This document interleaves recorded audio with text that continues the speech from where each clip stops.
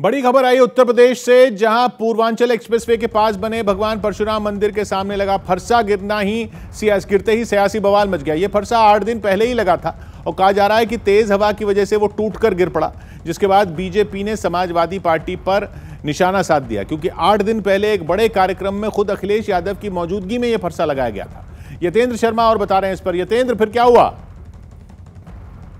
जी किशोर, बिल्कुल पूर्व मुख्यमंत्री अखिलेश यादव ने पूर्वांचल एक्सप्रेसवे के किनारे भगवान परशुराम की मूर्ति और उनका जो अस्त्र है फरसा, उसका अनावरण किया था, लेकिन महज 8 दिन के बाद ही वो फरसा टूट कर गिर गया। इसको लेकर बीजेपी ने समाजवादी पार्टी पर, पूर्व मुख्यमंत्री अखिलेश यादव पर तंज कसाया। साफ तौर पर आरोप लगाया बीजेपी प्रवक्ता ने कि इसमें भी घोटाला किया गया और अब भगवान परशुराम का जो अस्त्र है, जो फरसा है, वो समाजवादी पार्टी का नाश करेगा। यानी कि साफ तौर पर तंज कसते कसते कहा है कि अब ये जो फरसा है वो समाजवादी पार्टी के लिए अब शकुन साबित होगा।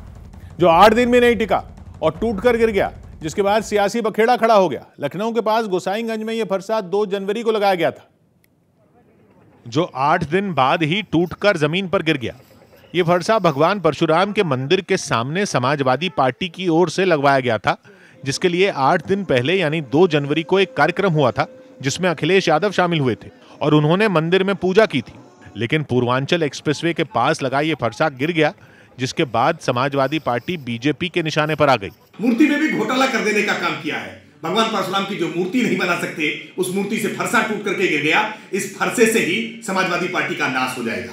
कहा जा रहा है कि यह फरसा तेज हवा की वजह से गिरा, जिसके बाद आरोप लगा कि इसमें भ्रष्टाचार हुआ और खराब क्वालिटी का फरसा लगाया गया। वैसे फरसा टूटते ही यूपी में चुनाव से पहले भगवान परशुराम पर हो रही सियासत को और हवा मिल गई, क्योंकि माना जा रहा है कि इस बहाने से पार्टियां ब्राह्मण समुदाय के वोटरों को अपनी तरफ करने की कोशिश कर रही हैं। वैसे भगवान परशुराम पर सियासत पिछले साल अगस्त से तेज हुई, क्योंकि समाजवादी पार्टी की ओर से ऐलान किया गया था कि उत्तर प्रदेश के हर जिले में भगवान परशुराम की प्रतिमा लगाई जाएगी, जिसे यूपी में होने वाले विधानसभा चुनाव से जोड़ा गया। यही नहीं, इसी महीने की 2 जनवरी को भगवान परशुराम की मूर्ति का अनावरण करने के बाद अखिलेश ने कहा था कि राज्य में उनकी सरकार आने पर भगवान परशुराम की जयंती की छुट्टी मिलेगी। यही नहीं, पिछले महीने शाहजहांपुर पहुंचे पीएम का कार्यक्रम वहां की जलालाबाद सीट पर रखा गया था, लेकिन एक हादसे की वजह से वो वहां नहीं जा पाए थे। इस विधानसभा क्षेत्र में भगवान परशुराम का मंदिर है और इसे उनकी जन्मस्थली कहा जाता है। पिछले कुछ समय से वहां के लोग जलालाबाद का नाम परशुरामपुरी करने की मांग भी कर रहे हैं।